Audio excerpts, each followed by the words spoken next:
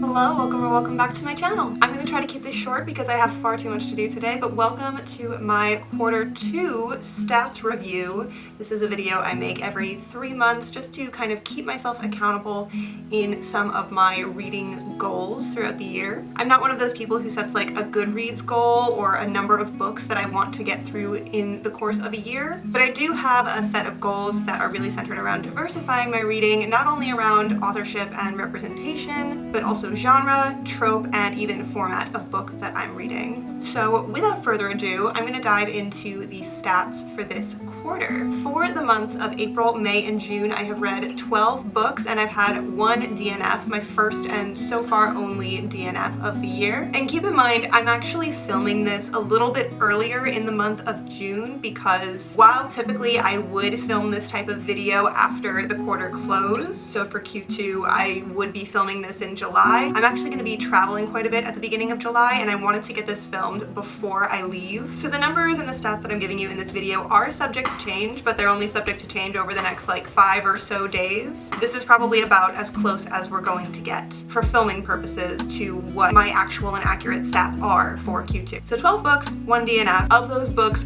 4 of them I read physically, so they were either actual physical books or ebooks. The rest were audiobook, bringing me to a grand total of 1,134 pages that I read and 71.5 hours of listening time, which is just under 3 days or roughly just under a day a month that I spent listening to audiobooks. I also had a pretty decent quarter for ratings, the one DNF notwithstanding. I did not rate that one book because I didn't end up finishing it, but of the 12 books that I did finish or that I have finished so far, my average rating was 3.875, so almost an average of 4 stars, which is really, really good. And the majority of my ratings this quarter were somewhere between 3 and 4 stars. I had a lot of 3.5 star reads, books that were pretty good but didn't necessarily stick with me. So this isn't like the best quarter I've ever had for reading, but I had some really enjoyable books, a couple of really top tier ones as well in the past 3 months. I've also diversified a bit in terms of genre this past quarter. I've added sci-fi and contemporary to the mix alongside my romance and lit fic, although romance did keep its top spot as the % genre I was reaching for, which feels odd to me. I don't typically think of myself as a big romance reader, but it did make up like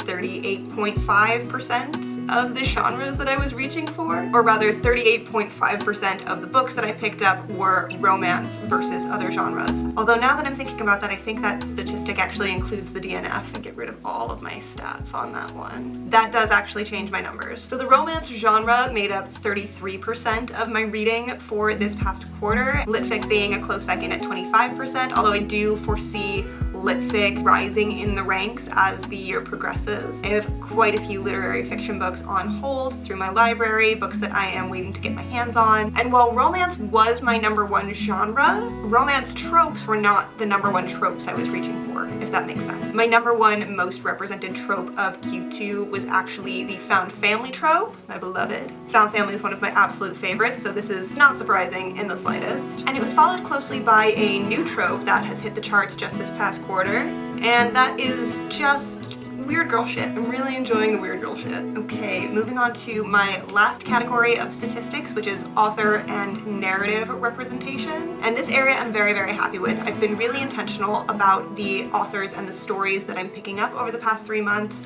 and I think it shows in the numbers, at least in comparison to Q1. Q1 was not a great time for diversity and representation. Q2 is much, much better than Q1 was. So of the 12 books that I've read in the past 3 months, 4 of them were by BIPOC authors and 4 were by LGBTQIA+ authors, and 8 of the books that I read this quarter were own voices narrative. There was a little bit of crossover. I think I have one book that was by a queer BIPOC author, and that was also a queer BIPOC own voices narrative, and that was You Exist Too Much by Zaina Arafat, which I gave 4.5 stars. It was such a good read. I highly recommend it. If you're into like slightly absurdist lit fic, it was really, really enjoyable. Also, only 2 of those 12 books were written by men, and one of those was a queer narrative. I also ended up reading 2 nonfiction books this past quarter, which brought me up to 4 out of my goal of 6 for the year, which is pretty good. Also, my goal of reading 12 physical books for the year is up to 8 after reading 4 books physically over the past 3 months. Overall, I am really pleased with how this quarter went for my reading, and I'm really excited to move into Q3 and just try to diversify my reading even more, again, in terms of genre, in terms of representation, all across the board. All I want to have is like a really well-rounded reading life. Well-rounded and enjoyable. That is the goal. And I think the best way to achieve that is to continue to diversify. So really happy with the trends that I'm seeing in my reading over the course of the past 2 quarters. Really excited to continue those trends, and also excited to talk some more about some of these books with you at the end of the summer when I do my little summer favorites, summer reading wrap-up. Thank you guys so much for watching. I know this one was short, and it's really more for keeping me accountable than anything else, but if you watched this video all the way through, thank you so much for sticking around. If you'd like to let me know in the comments if you want any recommendations based on what I've read over the past quarter, or if you'd like to recommend any books to me to help me diversify my reading. Please feel free to leave a comment down below. Thank you guys again, and until next time, peace out, Brussels sprouts.